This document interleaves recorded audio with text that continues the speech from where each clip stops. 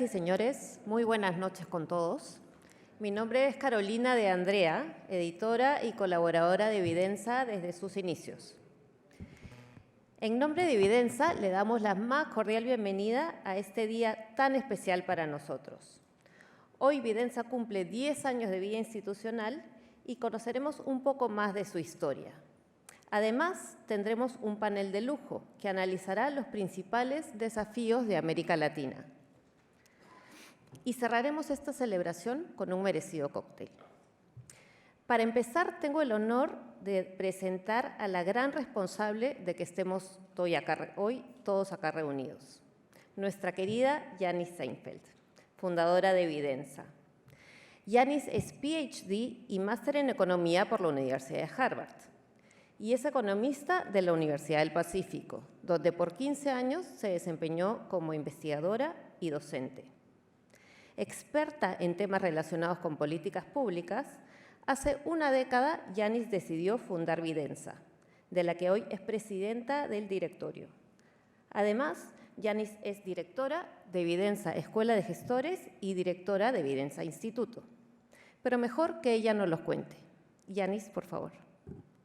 Recibámosla con un muy fuerte aplauso, por favor.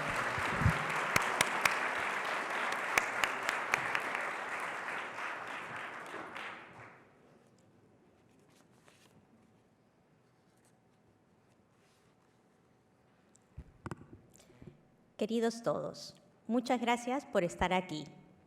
Hoy es para nosotros un día muy emocionante, pues Evidenza Consultores cumple 10 años y quiero compartir con ustedes algunas incidencias de este recorrido. Recuerdo cuando estaba en Estados Unidos estudiando mi posgrado y pensaba en el gran potencial que tenía el Perú. ¿Se escucha un poco de eco? No. Gracias.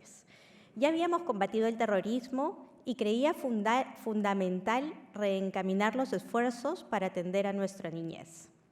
Veía claras dos áreas donde creía que teníamos que tener el piso nivelado para todos: salud y educación.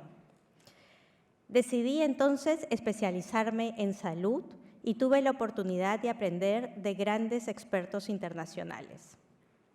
De regreso al Perú, y tras más de 15 años como profesora e investigadora en la Universidad del Pacífico, necesitaba un cambio. Quería nuevos retos, pero sobre todo quería fundar una organización que sentía que hacía falta en nuestro país. Una organización que ofreciera de manera ética análisis económicos y sociales basados en evidencia y que planteara soluciones a necesidades públicas. Empecé este desafío con mi entonces asistente de investigación, Nicolás Besich, y con Giselle León, que en ese momento era nuestra querida practicante. Así nació Evidenza Consultores. Giselle partió al extranjero hace un par de años, mientras que Nico es hoy un gran gerente de nuestro instituto. Y sigue siendo, como en los primeros días, una persona en que confío para pensar juntos temas institucionales. Gracias, Nico, por estos años de amistad, compromiso y trabajo compartido. Con Evidenza Consultores empezamos con el pie derecho, sin duda. Nuestro primer gran proyecto fue a solicitud de una empresa internacional de bebidas que quería aplicar técnicas de economía del comportamiento para evitar la venta de alcohol a menores de edad en bodegas del Cusco. Este proyecto piloto motivó nuestro lanzamiento oficial en un evento internacional para el que convocamos a Zendal Mulaynathan, uno de los más importantes estudiosos de la economía del comportamiento del mundo. Por traer esta disciplina al Perú y por nuestras investigaciones de gran calidad, recibimos el Premio Poder al Think Tank Mayor Promesa en el 2015 y el Premio Poder a la Investigación Innovadora 2017. Al poco tiempo, Milton von Hesse apostó por Evidenza y con él añadimos los servicios de gestión de las inversiones, sobre todo para proyectos de infraestructura y de provisión de servicios. Hemos realizado importantes proyectos, como el que permitió viabilizar el mejoramiento y la construcción de 31 colegios cuya infraestructura estaba en alto riesgo, o el que hizo posible viabilizar la puesta en marcha del policlínico de la Municipalidad de Miraflores, que ya está operativo. Hay pocas personas que tienen la capacidad analítica, el conocimiento práctico en gestión pública, el liderazgo y la empatía que tiene Milton. Milton, qué feliz soy de que seas mi socio. Trabajar contigo es realmente un privilegio.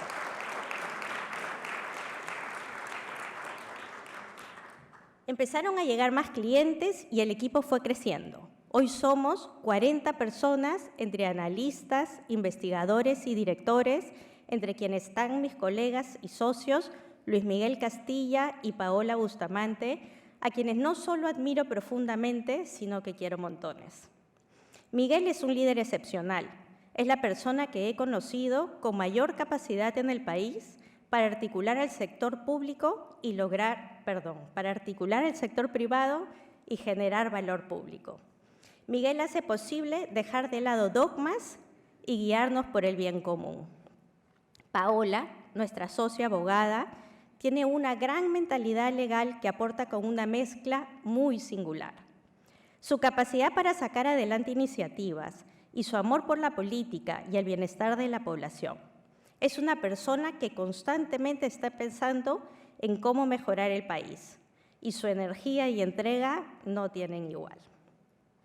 A los pocos años, a Vidensa Consultores se le unieron otras 2 unidades estratégicas, Vidensa Escuela de Gestores y Vidensa Instituto. Vidensa Escuela de Gestores, al mando de Paola, nació para contribuir a una administración pública más eficiente, transparente y orientada al ciudadano. Ahora se llegó. Por favor. ¿Cómo queríamos hacer esto? Ofreciendo formación continua a profesionales y técnicos. Un proyecto que nos encanta de Vidensa Escuela de Gestores es Gestores de Cambio. Ahí trabajamos con el apoyo del sector privado para capacitar en gestión pública y en economía a profesionales de todo el país. Tenemos 35 docentes activos que hasta el momento han capacitado a 3.000 profesionales.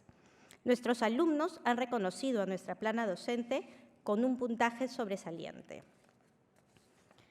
Y nos emociona que se suman a nuestro esfuerzo y dedicación a través de nuestra red Alumni, desde donde seguimos capacitándolos, compartiendo actividades, información y mucho diálogo. ¿Qué mejor forma de construir institucionalidad que creando capacidades en todo el país? Vidensa Instituto es nuestra asociación sin fines de lucro. Su propósito es plantear propuestas concretas para construir institucionalidad. Miguel Castilla la lidera. Su proyecto bandera es Propuestas del Bicentenario, que nació en el 2021 en plena pandemia y a puertas de las elecciones generales. La crisis generada por la COVID-19 nos hizo ver que, desde el sector privado, teníamos que hacer algo para que crisis similares no se repitan en el futuro. Gracias al apoyo del Banco Mundial, del BID y sobre todo del sector privado, planteamos propuestas específicas de políticas públicas. Para incidir mejor en las propuestas y que éstas se pongan en la práctica, destinamos gran cantidad de nuestros recursos a la difusión de estos mensajes, porque de nada sirven las buenas ideas si no se ejecutan.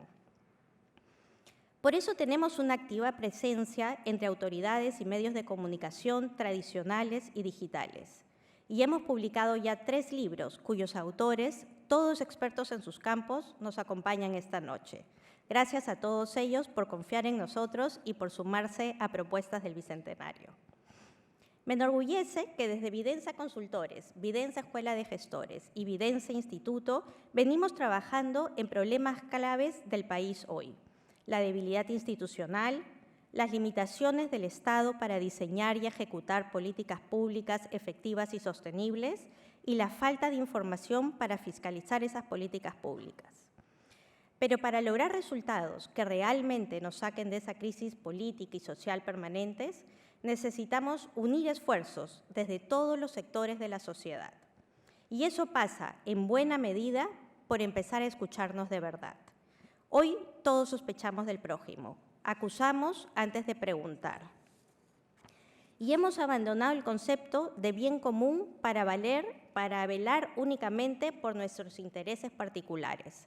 Necesitamos ponernos en el lugar del otro, dialogar especialmente con aquellos cuyas visiones parecen estar en las antípodas de las nuestras. Y siempre apelar a la evidencia para plantear soluciones y combatir la polarización que nos divide.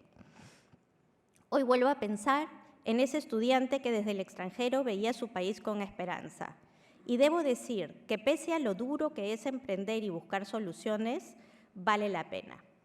Pese a las diferencias que hoy nos alejan, siempre serán más los puntos en común, porque al final del día todos queremos vivir en paz y en un país próspero. Antes de cerrar, quiero agradecer a Andrés, mi esposo, y a mis hijos por su acompañamiento y cariño permanente por Vidensa. A Nicolás y a Giselle, con quienes iniciamos este viaje emprendiendo juntos y creciendo mucho más de lo que incluso creíamos posible. A Caro de Andrea, cuyo entendimiento y aportes estratégicos a la comunicación de Vidensa han sido fundamentales, y por su amistad y acompañamiento desde los inicios de este recorrido. A mis socios, Milton, Miguel y Paola, un equipo de profesionales espectacular, pero sobre todo de seres humanos bondadosos. Milton, Miguel y Paola, gracias sinceras y profundas. Y a todo el equipo de Vidensa. Se siente el compromiso, la cercanía y el cariño cada día. Son un grupo inmejorable, talentoso, amoroso, comprometidos consigo mismo y con su país. Finalmente, nada de esto sería posible sin nuestros fieles clientes que apoyan nuestras iniciativas y confían en nosotros. Gracias de verdad. Que vengan muchos años más para Vidensa y que todos juntos sigamos impulsando las reformas fundamentales que el Perú necesita. Los invitamos a ver un video institucional que hemos preparado para ustedes. Muchísimas gracias.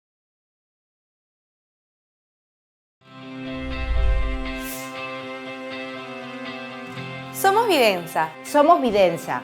Somos Vidensa.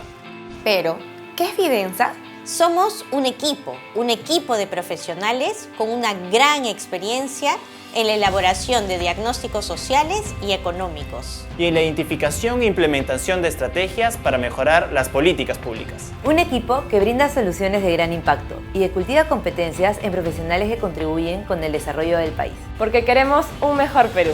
Para lograrlo, contamos con 3 unidades estratégicas. Vidensa Consultores, Vidensa Escuela de Gestores y Vidensa Instituto. Esta es nuestra historia. Vidensa nace de una necesidad clara del mercado por una empresa cuyo móvil principal fuera la búsqueda del bienestar para el país. Así es como se formó Vidensa Consultores. Al inicio, centramos nuestras investigaciones en temas de salud y educación, siempre desde una mirada económica de eficiencia, e introdujimos en el Perú la economía del comportamiento. Por innovaciones como esta, recibimos los premios Poder al Think Tank de mayor promesa y a la investigación innovadora por nuestro trabajo con clientes como Bacus y BIM. Empezamos a crecer y nuestra presencia en el mercado se hacía cada vez mayor. Se sumaron nuestros otros destacados directores, Milton Bongese, Luis Miguel Castilla y Paola Bustamante. Y a nuestro servicio de estudios económicos se unió el de gestión de las inversiones. Gracias a la experiencia de nuestro equipo y a la confianza de nuestros clientes, convertimos los retos en oportunidades y las oportunidades en logros. Uno de esos logros es Vidensa Escuela de Gestores, dedicada a la formación continua de profesionales y técnicos del Estado y el sector privado. Cuenta con una plataforma creada con tecnología de punta y un enfoque descentralizado para brindar capacitaciones a nuestros alumnos de todo el país. Ofrecemos el programa Gestores de Cambio y los programas in-house, orientados a mejorar el desarrollo regional y local. Y nuestros exalumnos forman parte de la red de gestores, desde donde los seguimos conectando, orientando y ofreciéndoles oportunidades. Gestores de Cambio es un programa de becas que contribuye a fortalecer la gestión regional y local, así como dar a conocer los principios básicos de la economía y su contribución a la toma de decisiones. Se desarrolla gracias a la alianza con el sector privado. Los programas in-house son cursos elaborados en función a la necesidad y prioridad de nuestros participantes y en alianza con el sector privado. Los innumerables desafíos económicos y sociales post-pandemia nos llevaron a fundar Vidensa Instituto, una iniciativa sin fines de lucro enfocada en mejorar las políticas públicas y la gestión en el Perú. Nuestro proyecto bandera es Propuestas del Bicentenario. Nuestro instituto cuenta con la asesoría de un consejo consultivo independiente integrado por reconocidas personalidades del mundo corporativo, la cooperación internacional y la academia. Es así como impulsamos propuestas técnicas que ayuden a consolidar reformas y políticas de Estado. Hoy somos Vidensa y desde nuestras 3 unidades estratégicas ponemos en evidencia nuestro compromiso con el Perú. Un compromiso que hoy cumple 10 años y que celebramos marcando la pauta de lo que vendrá. Los invitamos a ser parte de esta historia, nuestra historia.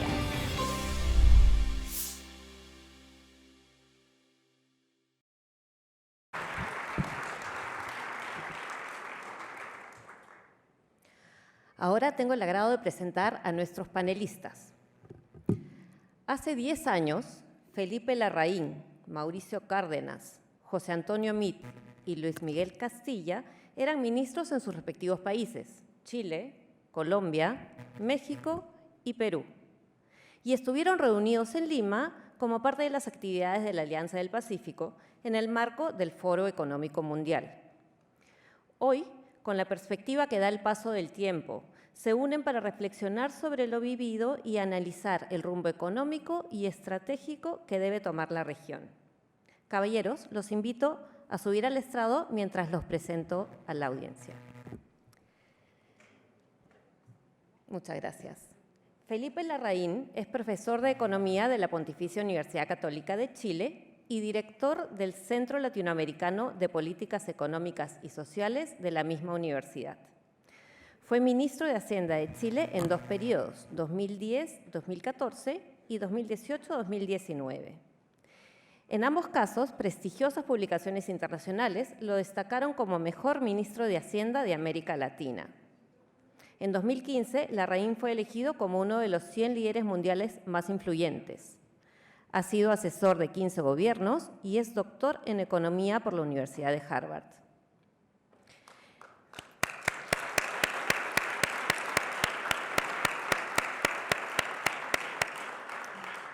En Colombia, Mauricio Cárdenas fue ministro de Hacienda y Crédito Público entre 2012 y 2018. También lideró las carteras de Desarrollo Económico, Transporte y Minas y Energía.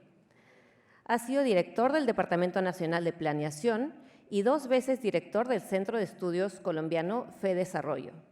Cárdenas es doctor en Economía por la Universidad de California en Berkeley.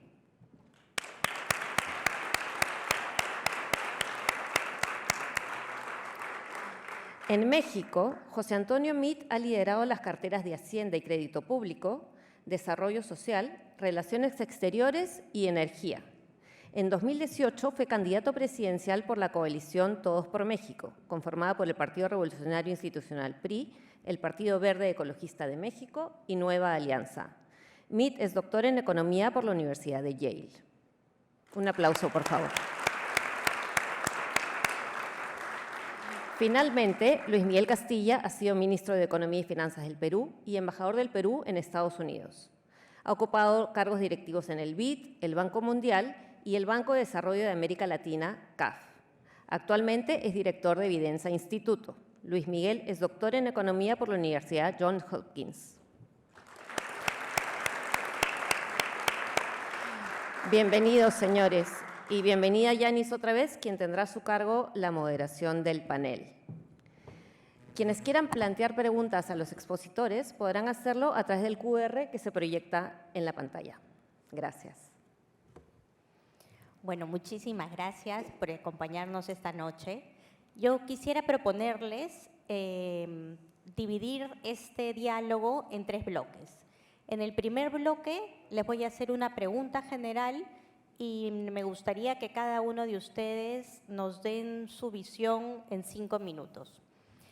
En el segundo bloque, de aproximadamente 20 minutos también, quisiera que entablemos un diálogo en el cual profundicemos sus aportes iniciales y si tienen alguna idea que creen que vale la pena resaltar, por favor, bienvenidos.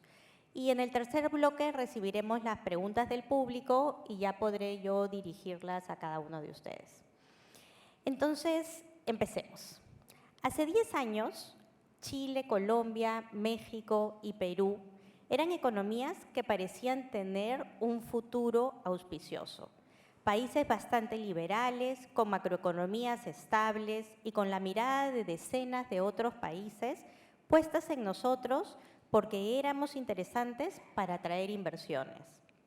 Hace una década, nuestros países crecían por encima del 4%, excepto México, que muestra una tendencia diferente.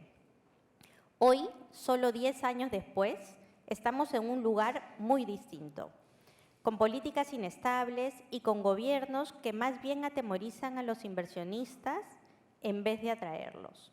En términos de crecimiento del PBI, por ejemplo, el año pasado, excepto México, que creció al 3.2%, Chile y Colombia estuvieron por debajo del 1% y Perú incluso decreció. En este primer bloque, quisiera escuchar de cada uno de ustedes qué creen que necesitamos para retomar el rumbo perdido. Por favor, Felipe, de repente empezamos contigo. Claro, con mucho gusto. Bueno, muy buenas tardes a todos. Quiero partir por felicitar a Vidensa por estos 10 años fructíferos y desearle mucho tiempo más. Nosotros, es interesante esta coincidencia porque yo dirijo este centro en Chile que se llama CLAPES-UC y nosotros también estamos cumpliendo 10 años. Así que somos como mellizos. Una cosa... Bueno, a ver, yo creo que pasaban varias cosas hace 10 años atrás. ¿Qué nos pasó en los últimos 10 años?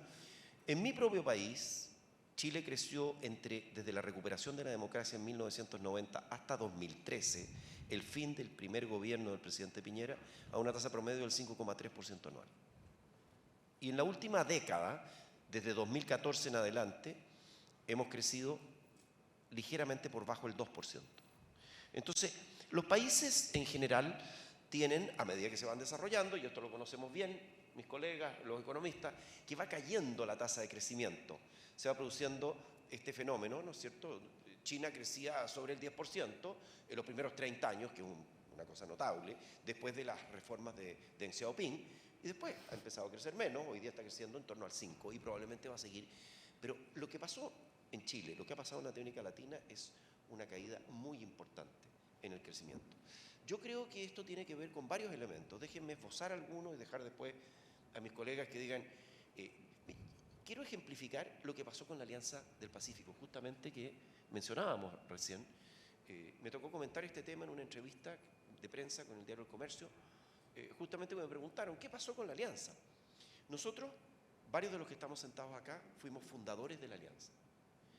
La Alianza del Pacífico fue, en su momento, y particularmente en sus primeros años, fue el arreglo de integración más exitoso de la región.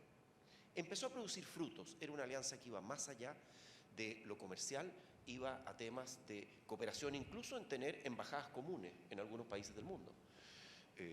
Y con el tiempo hemos caído en algunos debates, confrontaciones dentro de los países de la alianza que nos han hecho perder el norte, que es seguir profundizando la alianza y poder atraer más países de nuestra región que sean parte de la alianza. Creo que eso es una manera de ejemplificar lo que nos ha pasado. Hoy día tenemos más rencillas internas. Ustedes ven, no tengo necesidad de mencionarlas, tampoco hay tiempo, todos los problemas que hemos tenido entre países latinoamericanos en el último tiempo. Y creo que la Alianza del Pacífico era una manera, es todavía, porque tiene todo el potencial de serlo, una manera de poder llevar la integración latinoamericana en los hechos, a la práctica, y no quedarnos en los bonitos discursos que ocurren muchas veces después de las reuniones de otros organismos de integración regional sin mucho contenido. Creo que hay un segundo tema que a mí me preocupa que, relacionado con lo anterior, la falta de énfasis y de prioridad en el crecimiento económico. Muchos de los gobiernos de la región se han contentado con entrar a tratar de recaudar, de redistribuir, olvidándose que el mejor recaudador es el crecimiento económico de los países. Un tercer tema que yo diría que nos complica es el tema de la delincuencia y el narcotráfico. Hoy día tenemos bandas criminales, organizaciones que han pasado a ser organizaciones transnacionales, y no podemos pensar que el crimen lo vamos a combatir en forma individual en nuestros países. Se requiere una cooperación mucho más potente, compartir información para poder hacer frente a este flagelo que se ha desplazado desde sus países de orígenes al resto de la región. Hoy día temas como el secuestro, ustedes tienen que ver, por ejemplo, hay un indicador que recomiendo mirar, que es la tasa de asesinatos por cada 100.000 personas. Ese indicador ha ido en aumento sistemático en América Latina y sostenido en el último tiempo. Pero yo quiero simplemente decir, creo que eso es lo que nos ha pasado, pero si miramos hacia adelante, somos una región con enormes oportunidades.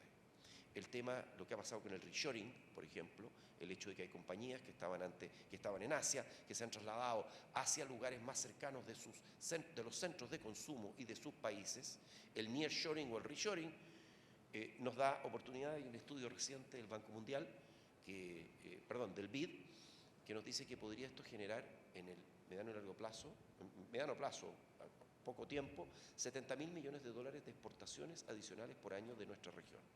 Eso es una tendencia importante. Todo lo que es la transición hacia las energías renovables, el compromiso al Acuerdo de París de la carbono neutralidad hacia el 2050, en una región que es rica en energías renovables, también es una tremenda oportunidad.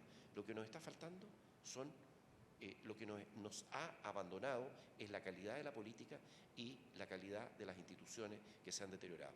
Pero, termino con esto, podemos recuperarlo. Muchas gracias.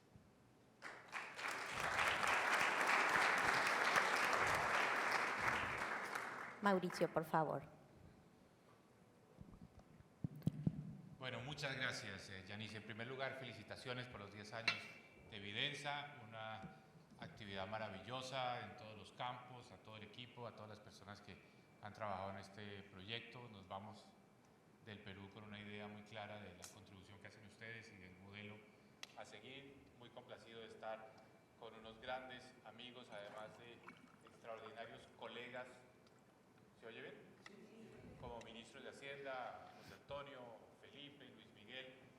Y qué buena idea juntarnos acá en Lima, casualmente en este mismo sitio donde estuvimos en su momento, en su día y hora, en la reunión del Foro Económico Mundial, respirando ese optimismo del que tú hablas. Es decir, había una cierta euforia alrededor del concepto de la Alianza del Pacífico, los inversionistas nos veían con otros ojos, la masa crítica que se generaba al unir a estos 4 países, pues hacía que todo lo que nosotros individualmente hacíamos en los países tuviera más relieve, fuera más destacado. Era un momento en el que se veía con mucho optimismo el futuro. Aquí estamos en un momento en el que evidentemente las cosas no se desenvolvieron de la manera como habíamos pensado.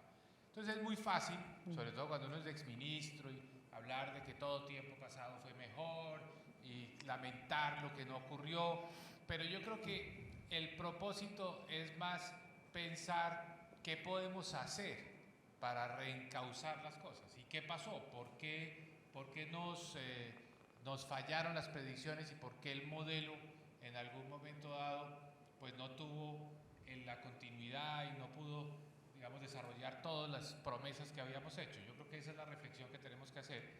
Y voy a empezar ilustrando con un ejemplo el tipo de integración que se había logrado, porque no era solo el que nuestros mercados estuvieran más integrados para el comercio, el mercado de capitales, en lo que hicimos avances muy importantes, la integración de las bolsas de valores, la posibilidad de que los inversionistas de cada uno de los 4 países pudiera invertir en los demás países en condiciones, digamos, en las mismas condiciones que los locales. Esto era particularmente cierto para las AFPs. Yo diría que una de las últimas medidas que tomamos como miembros de la Alianza del Pacífico fue juntarnos los 4 países, los 4 presidentes, los 4 ministros de Hacienda y decir: vamos a emitir un bono conjunto, cosa que nunca se había hecho, un bono que va para los 4 países para cubrir los riesgos de terremoto. Es decir, un bono que, si se genera una situación extrema, un evento catastrófico, se le hace un pago a los países. Los pareció que era una forma muy interesante, muy atractiva de salir a los mercados con un producto conjunto, beneficiarnos entre todos de la diversificación de riesgo y casualmente, poco tiempo después, al año, a los 2 años, se produjo un terremoto aquí en el Perú, en la zona del Amazonas, donde no hubo ninguna tragedia que lamentar, no hubo personas que hubieran fallecido ni gran destrucción de infraestructura, pero sí se detonaron las condiciones para hacer el pago del bono. Y Perú recibió en su momento unos 70 millones de dólares por esto, ¿no? Por haber tenido esa cobertura conjunta de un bono que, claro, al diversificar el riesgo de los 4 países se volvía mucho más atractivo. En eso estábamos, en eso estábamos. Y hoy, pues evidentemente no hay mucho diálogo, no hay muchas iniciativas conjuntas, no se ve, digamos, que los países estén proyectando en ese nivel de integración, como decía Felipe, con las embajadas, etc. Entonces, ¿qué es lo que pasó? Yo creo que en el fondo la política nos hizo una mala jugada, porque la política nos sacó de ese centro de gravedad, de lo pragmático, de lo basado en la evidencia, de lo que es una mirada de largo plazo sobre lo que necesitan nuestros países, y nos movió hacia políticas cortoplacistas, podemos decir casi que populistas, nos movió al inmediatismo, nos movió también a tratar de darle a la ciudadanía una respuesta inmediata por la vía de las transferencias monetarias, por la vía de los subsidios, pero dejar de lado las necesidades de inversión, de apoyar al sector privado, de atraer inversión extranjera, de volver la política pública y la regulación un instrumento para estimular al sector privado, no para frenar al sector privado. Entonces, todo esto pues desvirtúa muchísimo la filosofía de la Alianza del Pacífico, que tenía pues esencialmente el mensaje de somos un mercado más grande, más atractivo para la inversión, el sector privado es la locomotora que impulsa esta alianza y entre los 4 pues vamos a tener más capacidad de ser un polo de desarrollo para inversionistas que nos ven a cada uno de nosotros individualmente y dicen quizás no tienen la masa crítica, pero al vernos a los 4 pues va a tener más atractivo. Pero esto era mediado por la inversión privada. El sector privado jugaba un papel protagónico en este esfuerzo de la Alianza del Pacífico. Eso lo hemos perdido por la política interna de nuestros países. Entonces, más que lamentarlo, más que entrar a decir todo tiempo pasado fue mejor, yo creo que lo que tenemos que pensar es cómo llevamos la política nuevamente a ese centro de gravedad donde hay posibilidad de hacer alianzas entre lo público y lo privado, hay posibilidad de tomar decisiones que tengan esa visión de largo plazo, hay posibilidad al mismo tiempo de diseñar mecanismos de política pública donde no se considere que el Estado es el que va a resolver todos los problemas, que es un poco lo que está dominando la conversación en nuestros 4 países. Esa visión de que lo público es la solución a todo. Necesitamos lo público, necesitamos un Estado, pero el Estado no es capaz de hacerlo todo. Y yo creo que lo que ha asfixiado la Alianza del Pacífico es precisamente esa visión que es mucho más, digamos, una mirada hacia adentro, esa visión de que es el Estado el que va a resolver todos los problemas y no una visión más hacia afuera, más abierta, donde se considere el papel del sector privado. Entonces necesitamos retomar ese camino y la prueba reina de que necesitamos retomarlo es que nuestros países no están creciendo bien. El modelo no ha funcionado bien, ese modelo donde lo público es lo central no ha funcionado bien. Ayer salió el Fondo Monetario Internacional con sus nuevas proyecciones y América Latina aparece como la región de menor crecimiento. Y uno se pregunta, ¿por qué? ¿El entorno internacional es malo? ¿Tenemos unos choques externos negativos? ¿Estamos en unas condiciones adversas? No, no, el entorno internacional no es malo. Esto se debe a las políticas internas. Entonces, llegó el momento de decir, este modelo no nos ha funcionado, tenemos que retomar en lo que soñábamos hace 10 años, porque eso es lo que al final del día le resuelve los problemas a la gente. Ahora, eso lo tenemos que traducir en soluciones concretas para los ciudadanos y tenemos que traducir ese crecimiento en bienestar, pero la ciudadanía también ya se ha dado cuenta de que las promesas populistas de que el Estado les va a resolver todos sus problemas tampoco se han dado. Entonces, esa es la tarea, ese es el esfuerzo, y yo creo que el trabajo conjunto este grupo y de personas como las que están alrededor del equipo de Vicenza, pues nos van a ayudar mucho a retomar ese mensaje. Entonces, yo lo que digo es que para Videnza, en los próximos años, este debe ser un norte y un mensaje sobre lo que debemos hacer en nuestros países. Muchas gracias, Mauricio.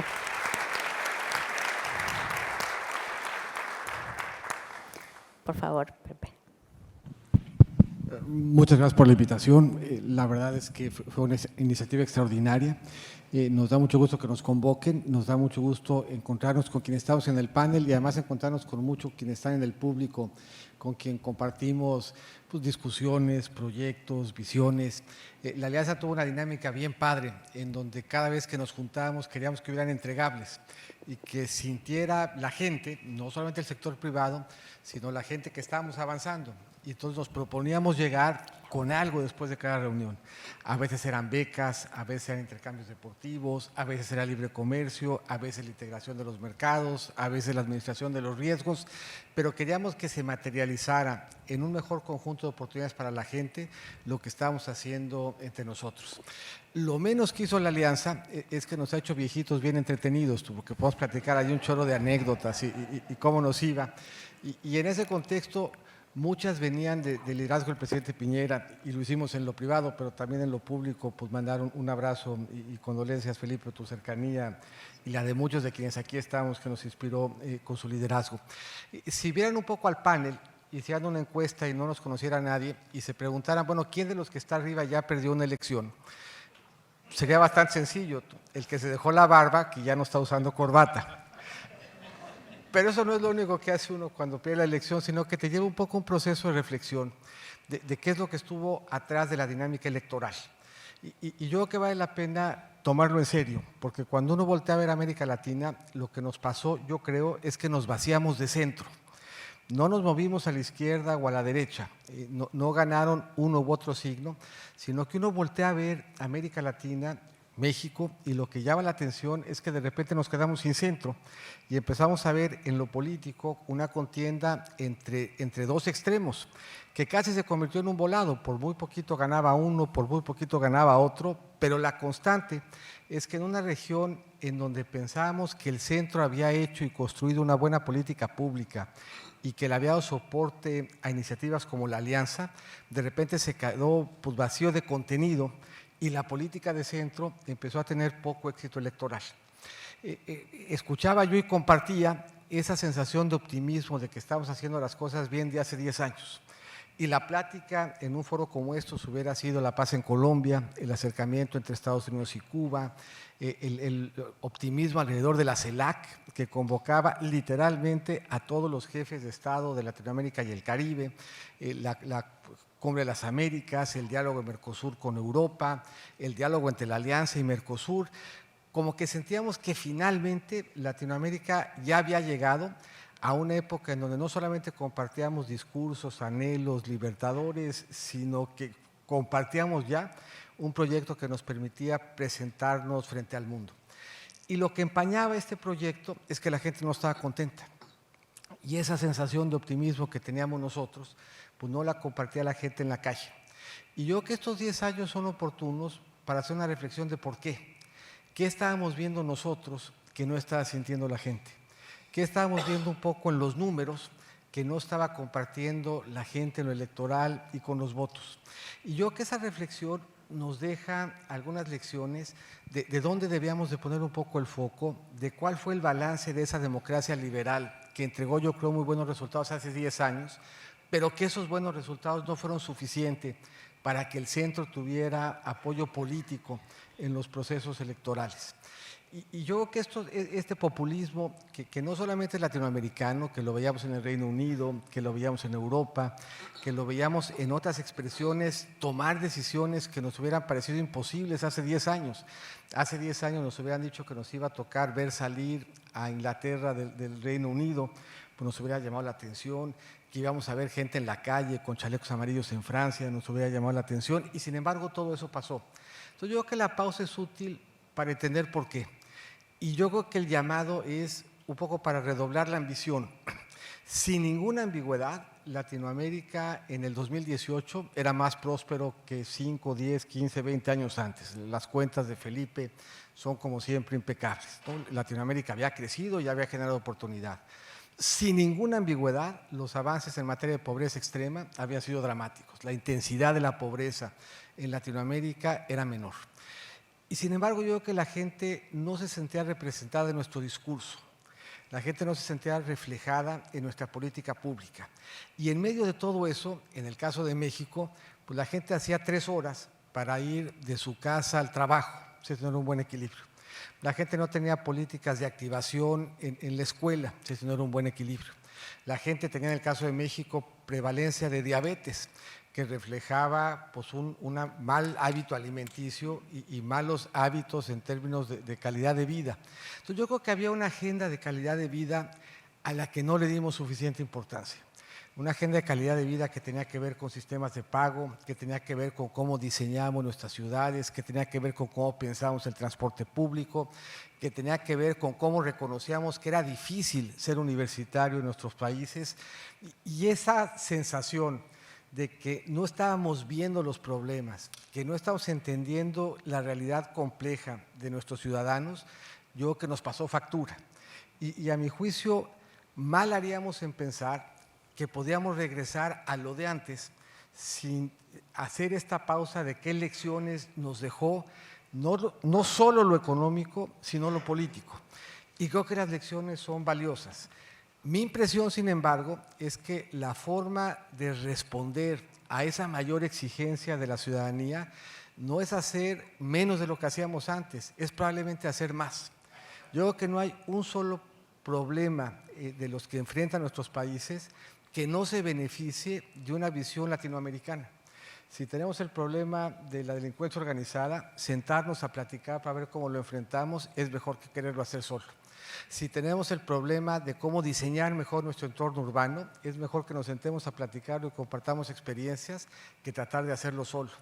Si queremos reflexionar sobre cómo hacer para que haya más vivienda para los jóvenes, mejor sentarnos a reflexionarlo solos que acompañados. Cómo administramos nuestros riesgos, cómo construimos un entorno de mejor equilibrio con el medio ambiente, la vivienda, un mejor equilibrio entre el trabajo y la familia. Todo ello se beneficiaría de un enfoque más latinoamericano, de más diálogo, de más presencia, de más reflexión, pero sobre todo de más ambición. Yo creo que la lección importante de estos 10 años es crear oportunidades sin ninguna ambigüedad ayuda, combatir la pobreza sin ninguna ambigüedad es la dirección correcta, la mezcla de hacerlo sector público y sector privado es sin ninguna duda el camino correcto, mover y regresar a América Latina hacia el centro le va a dar mejor resultado a los ciudadanos, pero solo lo vamos a lograr si logramos concitar mayor simpatía del electorado alrededor de lo que se perciba como una mejor política pública. Si queremos en Latinoamérica más apoyo para la democracia liberal, tenemos que lograr que la democracia liberal dé mejores resultados.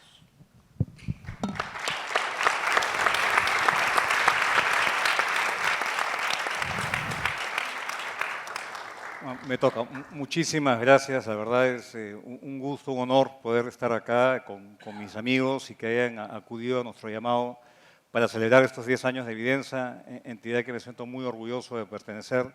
Gracias, Yanis, por esa oportunidad y a todo el equipo.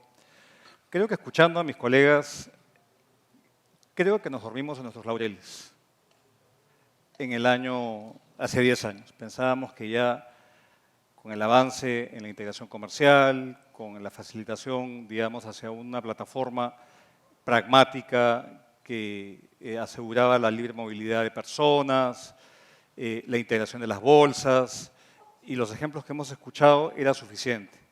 Y creo que después de 10 años no le pusimos el rostro humano a esa integración.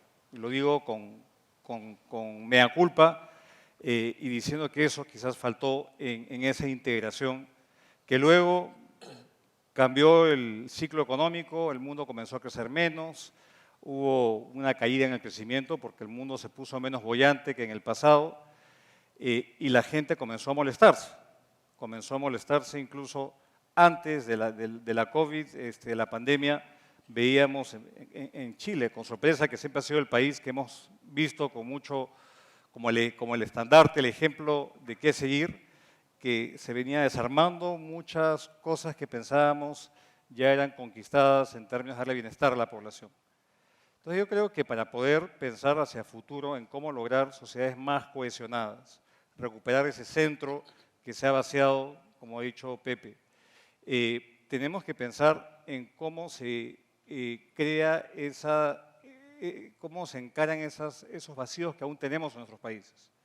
Y déjenme identificar tres que creo que son importantes, siendo prospectivo y tomando de base que para poder encarar esos desafíos tenemos que mantener pues, una macroeconomía sana, un país que sea abierto a la inversión, que no se cierre, como es hoy día la tentación en muchos países.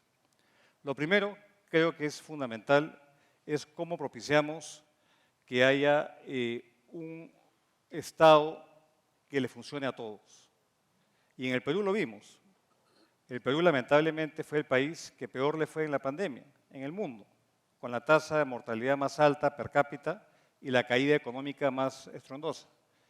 Entonces, cuando yo hablo con mucha gente y me pregunta, pero usted que hablaba del milagro económico peruano, ¿qué pasó?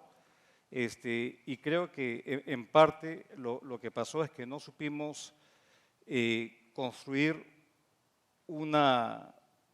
políticas públicas suficientemente inclusivas para evitar que la gente caiga en pobreza de ser afectadas por shocks, por ser país informal, por ser un país donde la vida se gana el día a día, y nos olvidamos de construir un estado no de bienestar a la antigua, sino una capa mínima de protección a nuestros ciudadanos.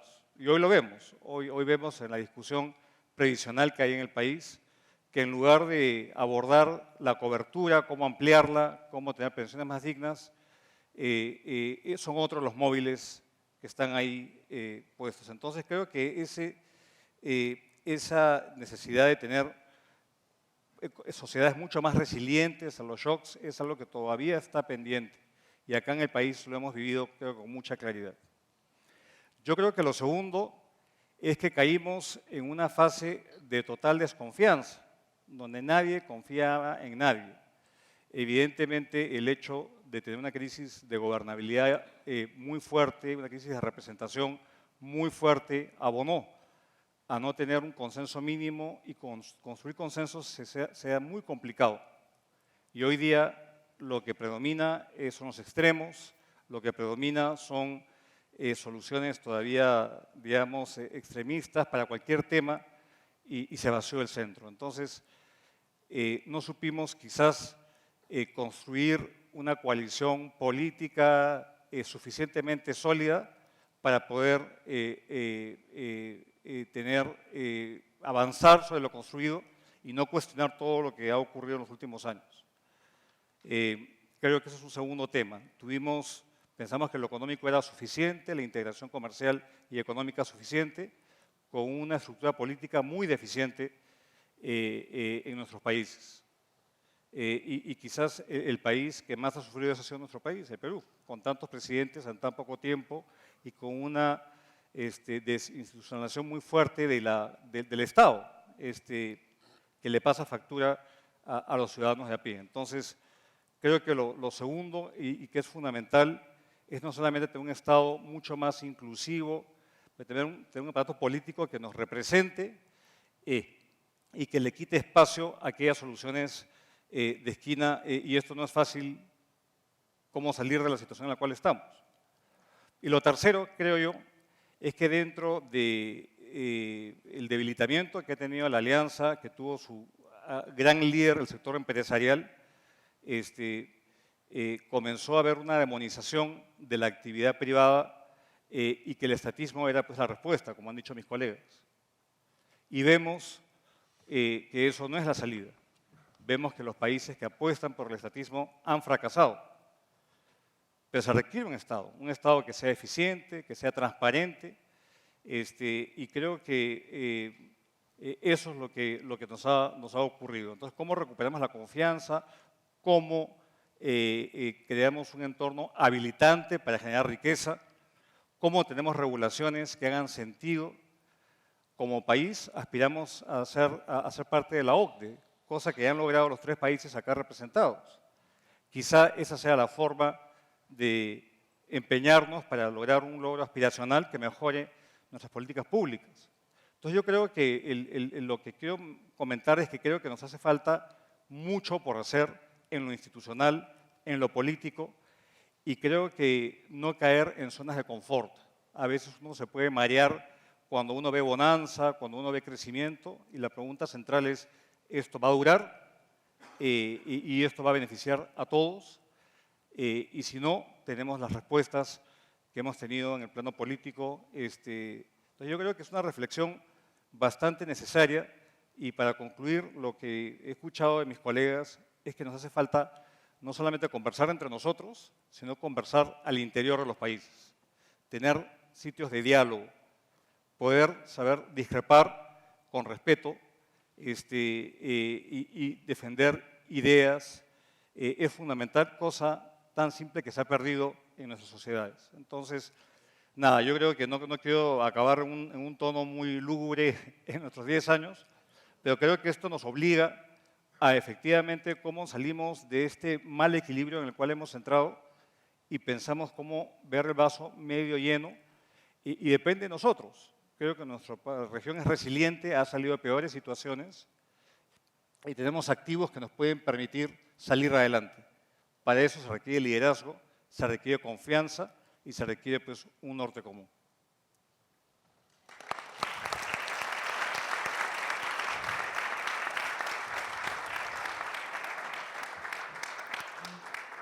Escuchándolos a los 4, con sus intervenciones en realidad bastante acertadas, me surge la duda, digamos, de cómo hacer para que en medio de los temas cotidianos, de los sucesos políticos que acontecen día a día y que consumen mucho de la energía y que tienen, digamos, de alguna manera desalentada a la población, que ya un escándalo más no mueve, no hace que la gente realmente demande soluciones claras. Y donde estamos además en un proceso donde la satisfacción con la democracia viene decreciendo. Perú es el caso, digamos, de mayor insatisfacción con la democracia de los 4 países, estamos en 8%. Entonces, en una situación de esa naturaleza a la interna, ¿cómo creen, qué medidas creen que podemos tomar para buscar consensos que lleven a las reformas pro crecimiento? Miguel, de repente ahora empezamos por ti. Al revés. O José Antonio. Hago una reflexión un poco viéndolo de fuera, porque es un tema que a mí me llama la atención y probablemente no sea el caso, y pongo un poco a Felipe en una situación extraña, pero a mí me llama la atención para ver lo que ha pasado en Chile. O sea, si uno se pone a pensar en el 19 y poco lo que vimos en Chile, este descontento, esta descomposición, que de repente uno sentía que podía desbordarse y implicar una fractura del orden constitucional. Y luego ve uno qué pasó en Chile después. 2 referéndums con 2 resultados distintos, después de los cuales no hubo un solo disturbio.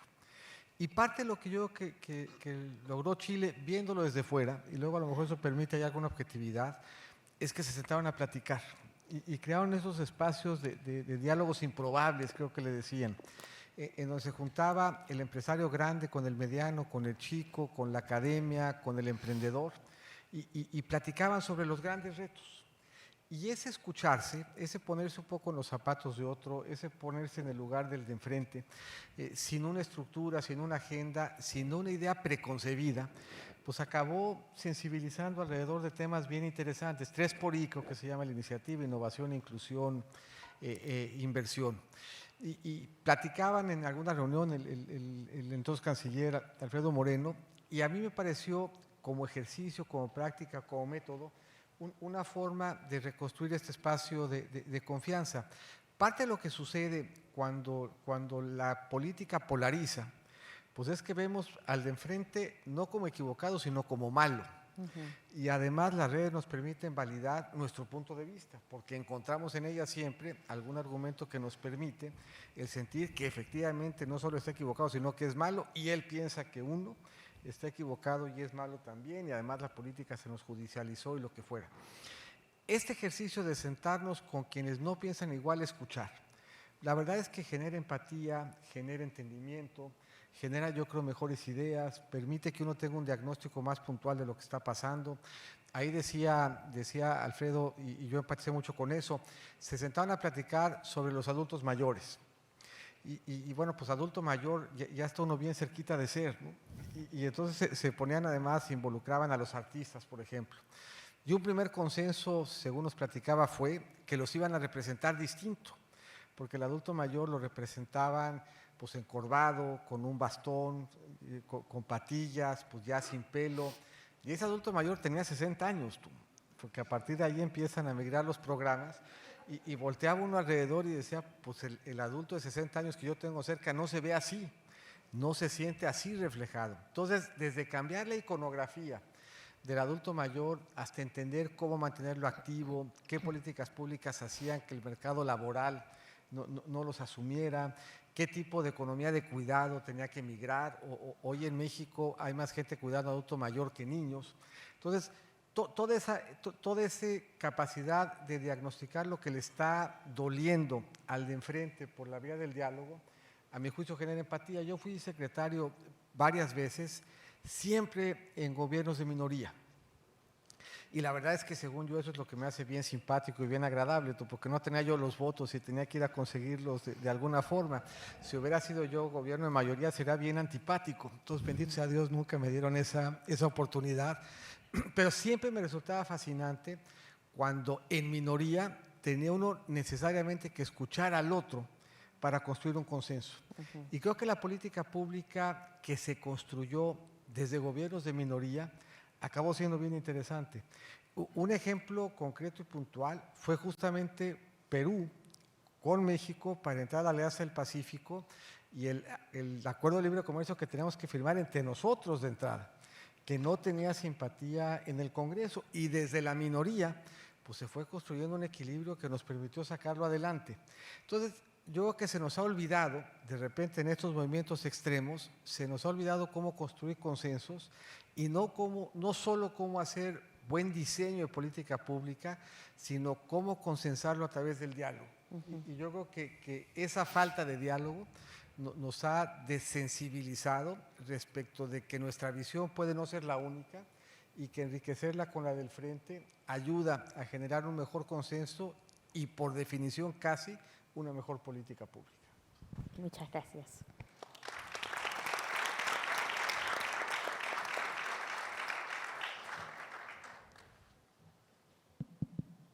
Tu pregunta es excelente porque es la pregunta de el qué hacer. O sea, ya tenemos como un diagnóstico, tenemos esa radiografía, nuestras sociedades están más fracturadas, están más polarizadas, la política pública perdió el centro de gravedad, la política pública está más del lado del Estado como en el foco, y cuando el Estado es el foco se pierde la necesidad de la integración, porque si el Estado es el que va a resolver todos los problemas, pues no hay tanta necesidad de tener la integración con otros países. Nuestros presidentes, digamos que entienden la integración de otra manera, la entienden los presidentes actuales como un grupo de apoyo para respaldarse por redes sociales frente a las decisiones que están tomando internamente en sus países. Es decir, no para integrarse, sino simplemente para tener esa caja de resonancia que les da fuerza de lo que se está haciendo en una cantidad de áreas, como por ejemplo cambiar la Constitución, o estatizar las pensiones, o la salud, en fin. Es eso. Y esa es una integración mal entendida, porque es una integración donde más o menos es una red para apoyar una agenda ideológica, pero la agenda ideológica tiene un foco local. Entonces, ¿cómo vamos a romper esto? En unas sociedades donde al mismo tiempo hay otro fenómeno, y es que la polarización está llevando a que la gente no habla con quienes tienen una visión distinta. Eso está medido. Hay un indicador que es un indicador que dice de 1 a 4, si sus amigos pueden ser de cualquier partido político, eso es un 1. Si usted no habla con nadie que no sea de su propio partido político, eso es un 4. Y ustedes se sorprenderían que esa curva, ese índice, en América Latina ha subido más que en las demás regiones del mundo. Estamos más polarizados. Entonces se ha perdido la capacidad de diálogo entre nosotros mismos. Y ese es parte del problema que tenemos que resolver. Y para hacer todo esto todavía más complejo y mostrar, digamos, la gravedad del momento que estamos viviendo, nosotros que hemos estado viendo las oportunidades de nuestra región durante años, décadas, yo les podría decir que yo nunca había visto las oportunidades de América Latina tan buenas como las que tenemos en este momento. Las cartas que tenemos en las manos son las mejores que hemos tenido. ¿Por qué? Porque el mundo está lleno de problemas, de desafíos, ninguno de los cuales está originado en nuestros países, pero frente a los cuales nosotros sí somos parte de la solución. O sea, nosotros en este momento podríamos estar jugando el papel de reducir el nivel de emisiones de gases de efecto invernadero. Podríamos ser los que proveen los alimentos que necesita el mundo. Podríamos ser la región que no está metida en los grandes conflictos geopolíticos y las tensiones, porque todo el mundo quiere negociar con nosotros, porque no somos una amenaza para nadie, ¿no? Entonces, bueno, tenemos esa oportunidad enorme de tener comercio en medio de una situación tan tensionada internacionalmente. Somos una región que al mismo tiempo, pues si el mundo ya no le va a comprar los productos energéticos a Rusia, nosotros estamos produciendo más petróleo. La producción de petróleo de América Latina está subiendo por cuenta de Brasil y de Guyana. En fin, por donde ustedes vean un problema geopolítico, América Latina está en la solución. Pero no estamos aprovechando eso porque, de nuevo, somos la región que menos crece. Entonces, es bastante paradójico. Y todo esto porque no tenemos una buena política. ¿Qué pasó? Ya lo han dicho los colegas, no pudimos traducir ese modelo, todo lo que veíamos no lo pudimos traducir en respaldo político. El respaldo político se fue a quien ofrecía las soluciones inmediatas, el respaldo político se fue a quien polarizó, a quien dividió la sociedad en dos, a quien hizo que nuestros países perdieran, digamos, esa cohesión y se volvieran países de buenos y malos. Entonces, ¿cómo se recupera eso? No es diciendo volvamos al pasado, ese modelo estaría fracasado. Para recuperarlo tenemos que hacer una inversión que es compleja, que es una inversión que requiere tiempo, que requiere recursos. Y es decir, nuestro trabajo, nuestras instituciones no pueden ser con las que pensábamos que íbamos a desarrollar en nuestros países. Tenemos que crear nuevos mecanismos, por ejemplo, de diálogo, de democratización de la educación, de crear espacios donde no se está hablando de imponer una visión, sino de ir construyendo unos consensos, unos acuerdos. En nuestros países, hace unos años, se crearon figuras, en medio de mucha polarización, mucha radicalización, se crearon figuras para encontrar puntos de acuerdo entre partidos distintos, visiones distintas, para tener un mecanismo viable de compartir el poder, de encontrar gobiernos de coalición, etc. Nosotros vamos a tener que hacer esa búsqueda. Y creo que lo que más nos conviene no es que ante los gobiernos de hoy, de esa visión estatista, entonces la alternativa son los Mileis o son las visiones de extrema derecha, como hemos visto en algunos casos en Chile o como en Colombia se empiezan a insinuar, porque eso no nos va a resolver los problemas. Vamos a seguir teniendo sociedades muy divididas, muy fracturadas. Lo que necesitamos son mecanismos donde dentro de los gabinetes, por ejemplo, haya diversidad, haya matices, haya visiones distintas, la persona que refleja los intereses de los sindicatos, de los maestros, de las regiones que han estado más atrasadas, de los empresarios. Ese tipo de diversidad, es con ese tipo de diversidad que vamos a poder gobernar de manera más efectiva. Entonces, ¿qué quiere decir esto? Que buscar esas alternativas a través de lo político, pero sobre todo generando los espacios de diálogo, entrenando, capacitando, buscando esos acercamientos, es lo que yo considero es la única forma. Y para terminar, creo que nuestra Alianza del Pacífico también amerita una reflexión, porque ese entusiasmo, el ímpetu que tenemos hace 10 años que derivó en la decepción y un poco de frustración, también nos debe hacer pensar, bueno, ¿qué falló? Lo que falló, creo yo, es que sí, teníamos 4 presidentes en su momento muy afines, que pensaban parecido, pero pensamos que eso iba a seguir así, y de pronto llega un presidente que dice, no estoy tan interesado en esto de la Alianza del Pacífico, yo estoy más interesado en acercarme a Mercosur, o no estoy tan interesado en la Alianza del Pacífico, en fin, por la razón que sea, nos faltó institucionalidad.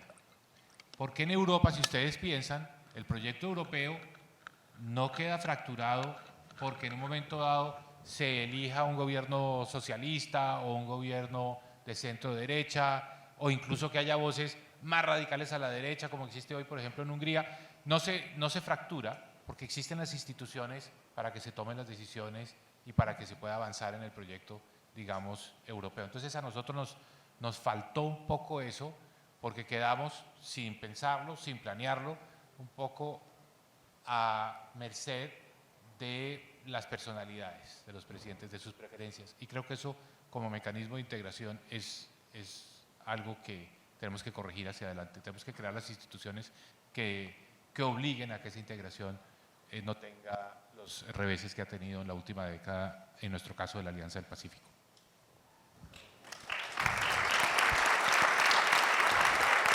Por favor, Felipe. Bueno, yo voy a partir con una anécdota que se motiva por un comentario que hizo Pepe. Hace alrededor de unos meses atrás, yo me fui a vacunar contra la influenza. Yo supongo que en todas partes se vacunó contra la influenza. Llegué, me hicieron pasar por una cola y yo saqué mi tarjeta de crédito para pagar la vacuna. Y la enfermera que me atiende se sonríe y me dice, no señor, usted está en nuestro grupo objetivo. ¿Por qué digo esto?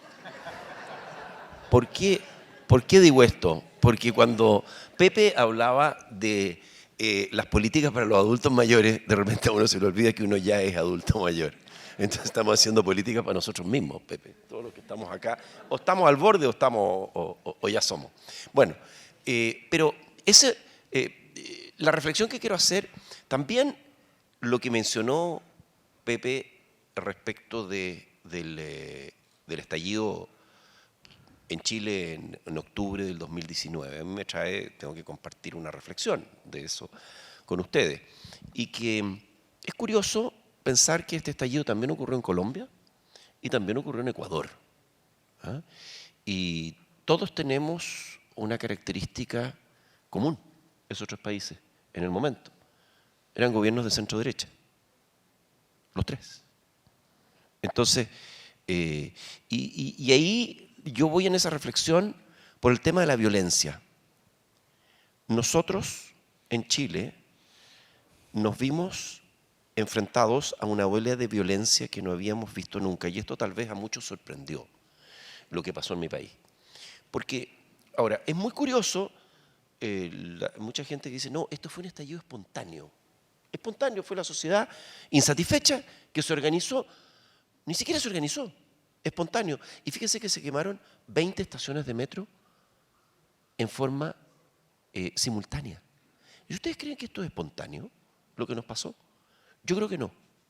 Yo creo que no. Yo creo que detrás de los hechos de violencia hay una organización, hay grupos extremistas que lo que buscaban, claramente, en el caso de Chile, era derribar al gobierno del presidente Sebastián Piñera, que no lo lograron, pero que lo intentaron. Con grupos en la política, y aquí hay que tener, y lo digo esto porque efectivamente es muy importante el diálogo, pero tenemos que tener un mínimo en el diálogo. El mínimo es denunciar y estar en contra de la violencia y no condonar la violencia. La violencia no es el método para poder avanzar en nuestros países. Y esto fue tomado como una bandera de lucha por grupos extremistas que buscaban derribar gobiernos en nuestros países. Y claro, yo por eso digo, es importante el diálogo, pero tengamos unas reglas mínimas del diálogo, que es, en una, no solo denunciar, sino que estar absolutamente en contra de la violencia y no condonar a la violencia ni a los violentistas. Creo que ese es un primer elemento que me parece muy importante. Ahora, creo que tampoco nos ha jugado a favor el tema, tengo muchísimo más que decir, estoy escribiendo un libro sobre el tema del octubrismo. Lo único que en Chile lo llamamos el octubrismo, este movimiento que quemó comercios, que quemó iglesias, que quemó supermercados, que quemó estaciones de metro. Todos estos son los octubristas. Y en una época hablábamos de la primera línea. La primera línea eran los que estaban ahí al frente, poniéndolos. Bueno, hay muchas razones por las cuales hoy ocurre esto, pero lo que sí está clarísimo es que el octubrismo ha envejecido muy mal en mi país. Si ustedes comparan los indicadores 4, 5 años después del octubrismo, se van a dar cuenta que, porque ya de esto hacen 4 años y medio, en casi todos los indicadores estamos peor que cuando ocurrió este estallido de violencia en mi país. Dejo esa reflexión, pero hay un tema que a mí me parece muy importante, lo han tocado de alguna manera todos los colegas, que es el tema de la política. A nosotros se nos ha deteriorado la política. Y se nos ha deteriorado en parte porque la política se ha fragmentado. Esta idea de, que también se planteaba acá, se decía, oye, lo que pasa es que estamos con problemas, somos gobiernos de minoría. Pero además, no solo somos gobiernos de minoría, sino que enfrentamos un Congreso que está totalmente fragmentado. Fragmentado en pequeños partidos. Fíjense que en Chile hoy día tenemos representados en el Congreso 21 partidos políticos y 4 en formación, algunos con una persona. Independientes hay, o sea, independientes que se rigen por ellos mismos, hay como 35 diputados. Entonces, claro, yo creo que tiene que haber reglas mínimas acá. Y tenemos que avanzar en eso, lo que no es fácil, porque los que tienen que votar las leyes son los incumbentes. Son ellos mismos que van a decir, mire, ¿sabe qué? Debemos tener por lo menos un 5%, cosa que ocurre en muchos países europeos, 5% de votación para que usted pueda tener representación política parlamentaria. Usted puede ser, y si no, no tiene representación política. Este tipo de cosas, en el ejercicio que se hizo en Chile, si se hubiera aplicado esa regla del 5%, tendríamos del orden de 6 partidos políticos. Es bien distinto hacer política con 6 que con 21, ¿ya? Donde además, dentro de cada partido, ustedes saben que hay díscolos, pues. ¿Ah? Entonces hay algunos que son díscolos y hay unos que tienen 2 diputados, un partido que tiene 2 diputados y uno es díscolo.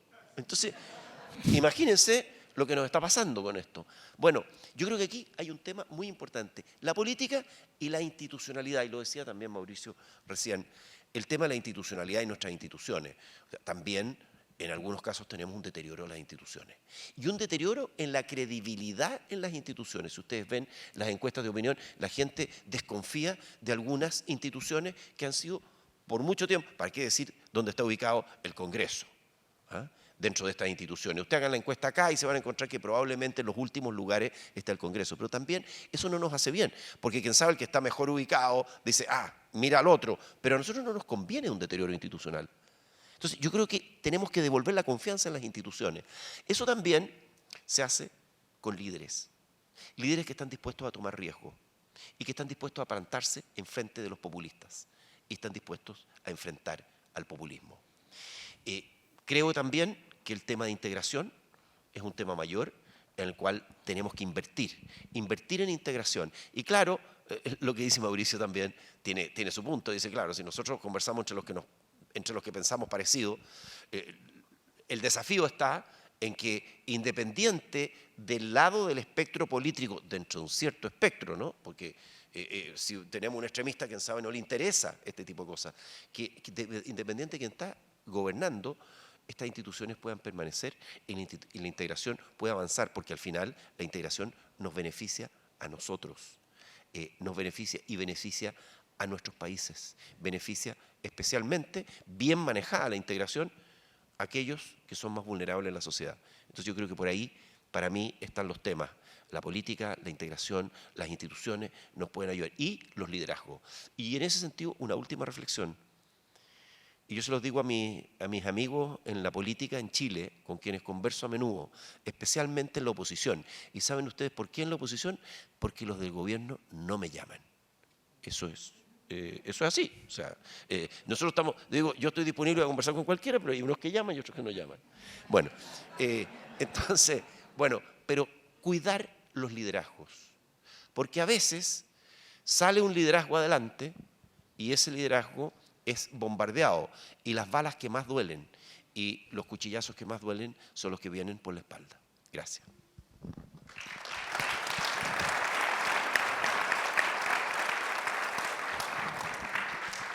No, muy breve para poder seguir conversando. Comparto lo que dicen, pero claro, si tú dices, Felipe, que hay 26, acá hay 40 que están queriendo... O sea, esa crisis de fragmentación es un tema que no es menor. Y algo que conversaba con Pepe, de hecho, pensando en la siguiente elección en México que se viene pronto. Acá mucho nos enfocamos, por ejemplo, en buscar personas, elegir la mejor persona. Pero si esa persona no tiene el respaldo político mínimo para poder llevar a cabo un plan de gobierno sensato y que no quede pues, preso y secuestrado, digamos, ahí tenemos un problema serio. Entonces, la crisis de representación, la crisis de partidos políticos es algo que es clave encararla. Y claro, acá hablar de política, si te meto en la política es, digamos, lamentablemente se ha convertido en beneficiarse, digamos, del Estado, en capturar rentas, en hacer negocios o en resolver intereses puntuales de grupos particulares, muchas veces subalternos. Entonces, yo creo que la reflexión pasa en quién decide son los políticos y muchos se deciden en el Congreso. Entonces, si queremos efectivamente comenzar a salir más allá de la discusión, de los diagnósticos, es que tenemos que participar más en política y propiciar que más participen en política y que busquen espacios comunes de entendimiento. Porque nuevamente las decisiones se toman ahí. Así que solamente para enfatizar la importancia que tiene la fragmentación, pasa una factura gigantesca, la necesidad de volver a retomar la política. En este país, por ejemplo, se acaba de volver a aprobar tener 2 cámaras, el Senado y la Cámara Baja. Eso podría ser una oportunidad para poder nuevamente adecentar la política y que muchos quieren entrar por las razones que son las válidas y no para beneficiarse de ella. Y lo último, que creo que también comparto plenamente, es el tema del liderazgo. Porque hay liderazgos y liderazgos. Yo, por ejemplo, no quisiera en mi país un liderazgo que presidente muy popular, un líder, pero que atropelle pese a las instituciones democráticas, como ocurre en partes del país, del mundo y de nuestra propia región. Entonces, el liderazgo es algo que es importante saber que es un buen liderazgo, porque también tenemos el otro. Así que creo que esos son el tipo de temas que tenemos que abordar y nuevamente have skin in the game, ¿no? Meternos más quizá en algo que hoy día nos repele por todo lo que acompaña ser parte de esos agentes de cambio que lamentablemente cambian para mal y no para bien.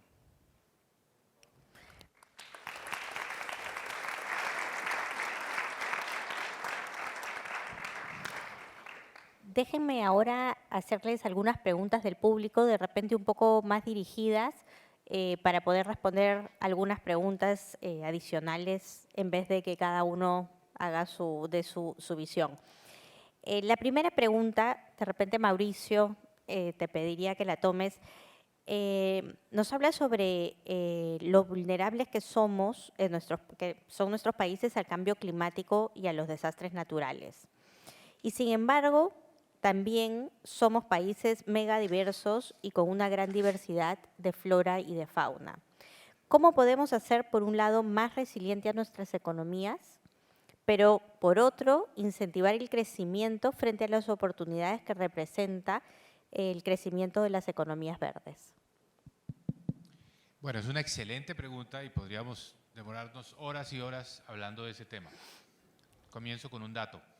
Hoy en mi país, Colombia tiene 1.122 municipios. De los 1.122 municipios hay 273 en este momento con racionamientos de agua potable. La razón es que el fenómeno del Niño ha reducido el nivel de lluvias, eso es lo que ocurre normalmente en Colombia, los embalses están en niveles muy bajos y las ciudades han tenido que racionar el suministro de agua. Eso está pasando, por ejemplo, en este momento en la ciudad de Bogotá, donde viven 7 millones de personas. Muy pronto, seguramente, el problema también le va a llegar al sector eléctrico, porque los embalses en este momento están en el 29% de su capacidad. Cuando se llega al 27%, empieza ya automáticamente un fenómeno de racionamiento de energía eléctrica. Esto es consecuencia del cambio climático. ¿Qué pasa? Nuestra región, todos nuestros países, somos de los países más expuestos por nuestra geografía, nuestra proximidad al Ecuador, las zonas tropicales, las zonas de la costa, más expuestos al cambio climático. Entonces tenemos el problema más vivo. No somos grandes emisores de gases de efecto invernadero, sí podemos ser una parte muy importante de la solución porque tenemos muchos de nuestros países pues la capacidad de absorber, especialmente a través de nuestros bosques, de nuestra Amazonía, por ejemplo, Perú y Colombia. Entonces podemos ser parte muy importante de la solución. Yo he pensado que realmente este es un tema en el que nosotros hace 10 años pues no hablábamos mucho, no estábamos como en la Alianza del Pacífico como diciendo, bueno, ¿y qué vamos a hacer conjuntamente frente al cambio climático, tanto en adaptación como en reducción de emisiones, en mitigación? Creo que sería parte de esta agenda común y es algo en lo que si fuéramos a relanzar la Alianza del Pacífico yo le pondría completamente el foco ahí, porque diría, por ejemplo, ¿cómo vamos a lograr monetizar nuestros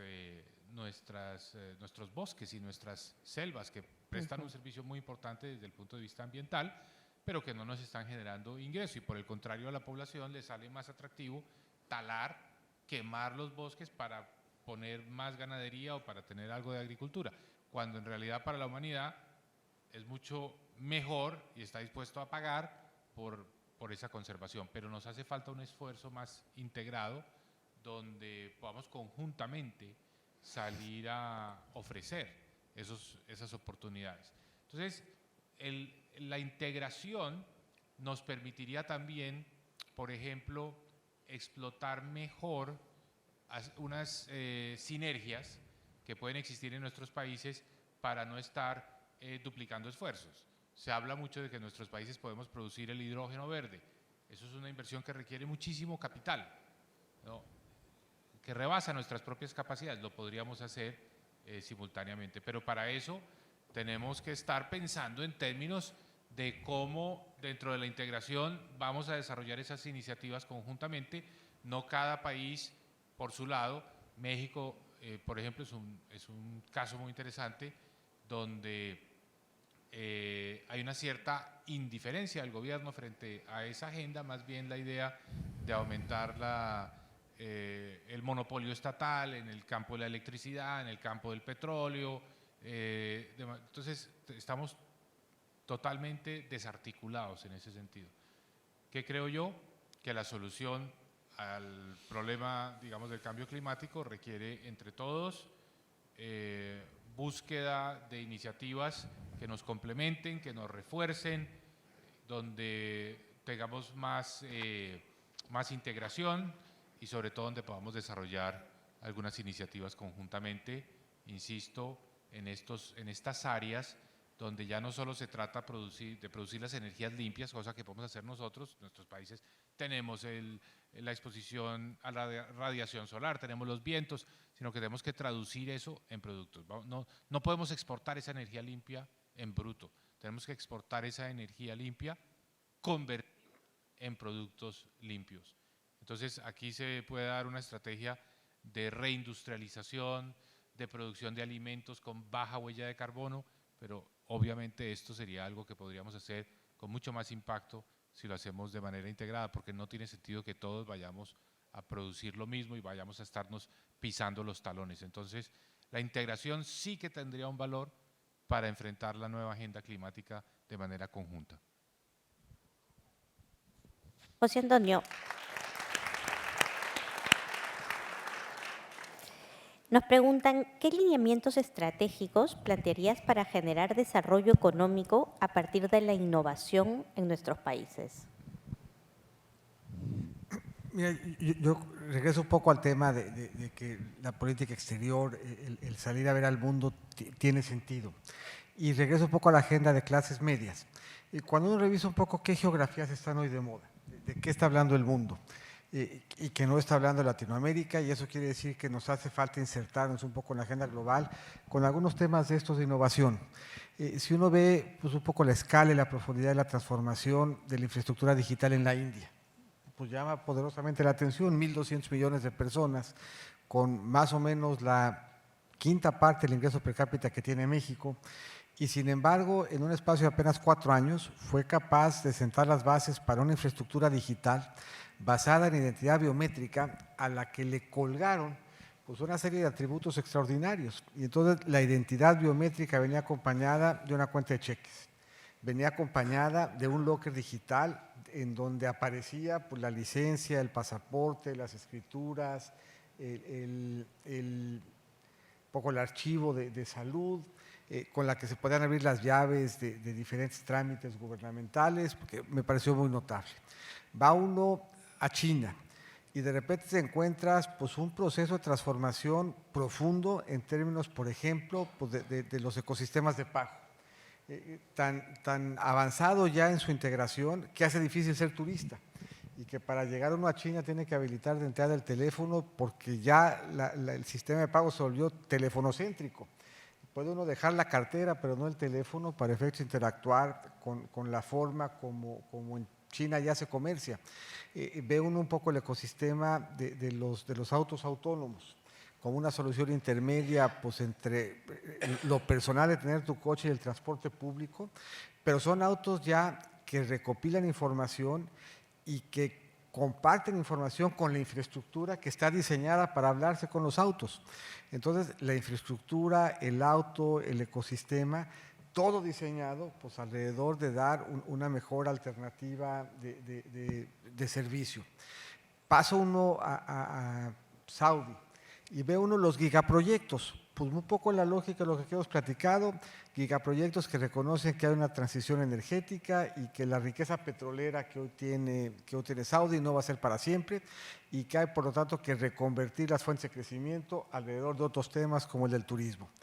Pero para que esa agenda de reforma estructural tenga sentido y cuente con buen apoyo, hay toda una agenda de acompañamiento que tiene que ver con calidad de vida.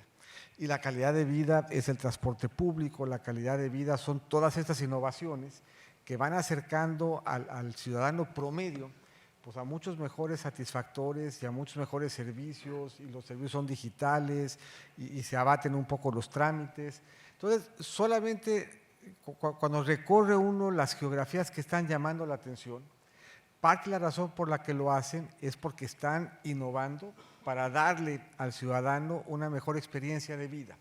Y yo cuando volteamos en nuestra región hay avances, hay transformaciones, Brasil mismo en términos del sistema de pagos, muchas cosas las que están pasando en Colombia, en Perú, pero esa escala de innovación que de repente vemos suceder fuera, regresa desde el punto de vista de lo que dijo Mauricio, a una escala en donde en Latinoamérica podíamos transicionar de tener relativo rezago en esa agenda a estar en la frontera, porque estamos en mucha mejor condición para hacerlo. O sea, si nos ponemos a pensar por la condición estructural de América Latina para brincar en la agenda de innovación por adelante las complejidades que tenía India, o por adelante de los retos que tenía China, o incluso por adelante los que tiene Saudi, pues debieran de permitirnos apalancar en eso, tener buen espacio de diálogo, poner al ciudadano al centro.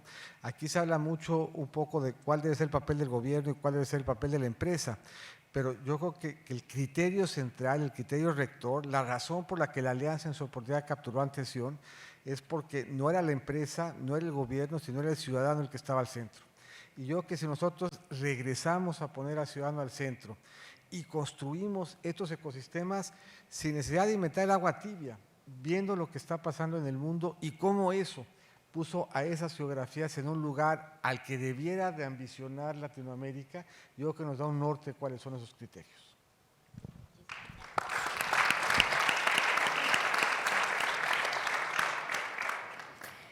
Una última pregunta, Felipe, para ti, por favor.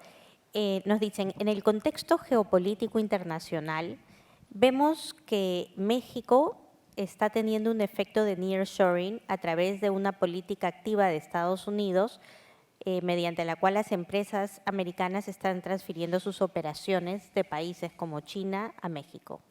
A la vez, China es un actor cada vez más relevante y es de los principales socios comerciales para nuestros países. Desde una mirada pragmática, ¿cómo consideran que nuestros países pueden atraer más y mejores inversiones? Bueno, hay algunas cosas que, si ustedes me preguntan desde el punto de vista global, difieren a lo que ocurre desde el punto de vista regional.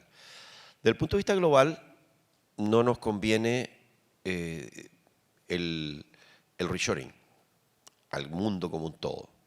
Se pierde bienestar cuando las inversiones no van a los lugares donde tienen mayor retorno. Pero, desde el punto de vista regional, y aquí me voy a Latinoamérica, dado que el reshoring y el nearshoring es algo que está ocurriendo, lo que tenemos que hacer es aprovecharlo.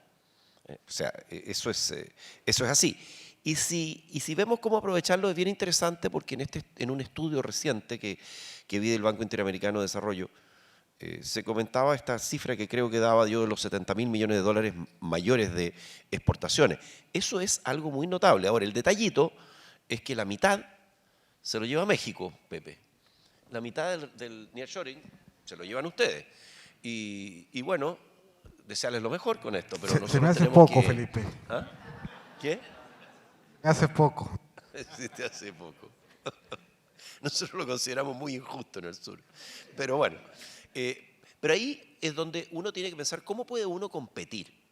Y la forma de competir en términos en este proceso de nearshoring, nosotros no podemos afectar lo que geográficamente la posición en que estamos. El hecho de que México tenga una frontera tan extensa con Estados Unidos, que tengan un acuerdo de integración regional, de integración a través del NAFTA y que ha sido, incluso sobrevivió a Trump, el acuerdo mexicano. Entonces, bueno, eso es un dato, pero nosotros podemos hacer cosas. Y yo creo que, por ejemplo, el hecho de que una alianza del Pacífico más fuerte, con mayor integración, es un mecanismo para atraer inversión extranjera. O sea, la integración en sí es un mecanismo de atraer inversión extranjera. Si ustedes me preguntan cuál es una de las ventajas competitivas más importantes que tiene Chile, algunos me podrán decir el cobre, el salmón, los vinos, y yo les voy a decir que una de las ventajas más importantes que tiene Chile es una red de acuerdos de libre comercio con 65 economías del mundo que considera aproximadamente abarcan el 95% de nuestras exportaciones. Llegan a países y regiones con las cuales tenemos acuerdos de libre comercio. Entonces yo creo que ahí hay un tema. Trabajar en instituciones, a la gente, por supuesto que le interesa tener una estructura tributaria competitiva. Y esto lo entienden muy bien los europeos. Cuando en Europa hay una competencia bestial en términos del corporate tax, el impuesto corporativo. O sea, ese es un área donde hay extraordinaria sensibilidad a los flujos de capitales. Usted está dentro de la Unión Europea, ¿dónde se va a ubicar? Y vayan a mirar lo que pasó en Irlanda. En Irlanda, con su tasa de impuesto corporativo del 12%, es una de las historias de éxito que hay dentro de Europa. Y esto en parte, no, hay muchas razones, pero hay una razón muy importante que tiene la tasa de impuesto corporativo más competitiva. Y a veces nosotros pareciera que estuviéramos en competencia por tener la tasa menos competitiva en nuestros países. Creo que, pero junto con eso, el tema de las instituciones, la calidad de las instituciones locales, el hecho de que si usted se mete en un problema, un inversionista extranjero, de una manera adecuada de resolver conflictos. Eso es institucionalidad. Entonces, yo creo que hay muchas cosas que podemos hacer en esta situación en que estamos en un mundo que se ha vuelto más complejo, donde hay problemas geopolíticos. Imagínense ustedes que hoy día, estaba mirando hace poco un gráfico que muestra el tráfico por el canal de Suez y el Cabo de Buena Esperanza. Bueno, ahora que los terroristas hutíes están en Yemen, ¿no es cierto?, y que están bombardeando con drones los barcos que pasan. Resulta que los tipos, la gente se da cuenta y dice, no, es que ahora yo voy a hacer la ruta que hizo Bartolomé Díaz hace mucho tiempo atrás, o Vasco de Gama, y me voy a ir por el Cabo de Buena Esperanza. Y hay una explosión de tráfico por el Cabo de Buena Esperanza y una caída enorme del tráfico por el canal de Suez y por el Mar Rojo. Estas cosas están afectando, ¿no? O sea, nosotros estamos lejos de esto, pero nos afectan porque a nosotros nos aumentan los costos de transporte, mucho más a Europa. Pero estas son realidades hoy día, la confrontación que existe en Medio Oriente, donde todos vimos con una tremenda sorpresa, ¿no es cierto?, lo que ocurrió el fin de semana con el ataque iraní a Israel. Bueno, todas estas son cosas en las cuales es un mundo en el cual nosotros participamos, somos una región que tiene muchas oportunidades, lo decía Mauricio, y oportunidades que tenemos que aprovechar y tomar como un dato lo que está pasando, porque son cosas que no podemos afectar. Yo creo que los que tenemos que preocuparnos es aquellas cosas que podemos afectar, las cosas que dependen de nosotros. Lo que no depende de nosotros pasa a ser, uno puede tener las posiciones, las opiniones más, digamos, definitivas sobre ellas, pero no podemos hacer mucho. Por tanto, lo que tenemos que trabajar es en lo interno y en lo que podemos hacer como región.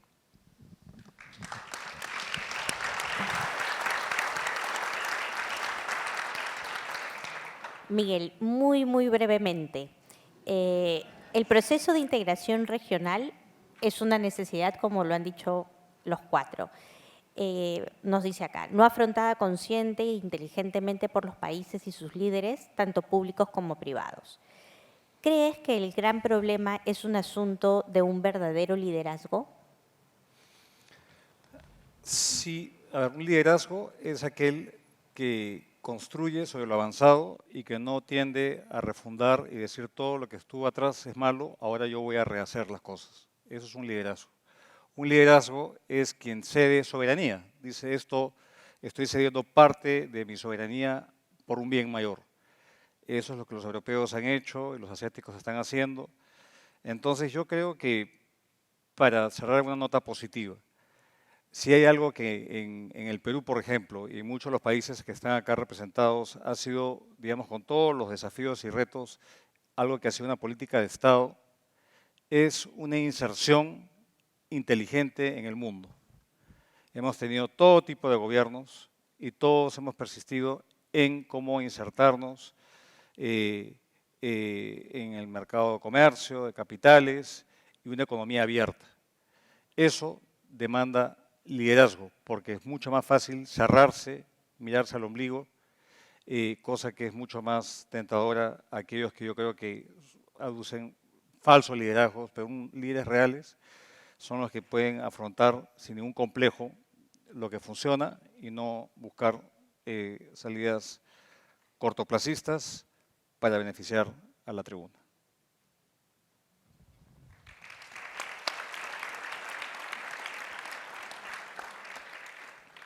Para cerrar muy brevemente e invitarlos al cóctel, yo me llevo dos grandes ideas del diálogo que hemos tenido hoy.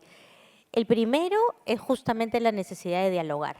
Creo que los cuatro han coincidido en la importancia de poder conversar incluso con las personas o especialmente con las personas que piensan diferente, obviamente sin permitir violencia, pero sí para poder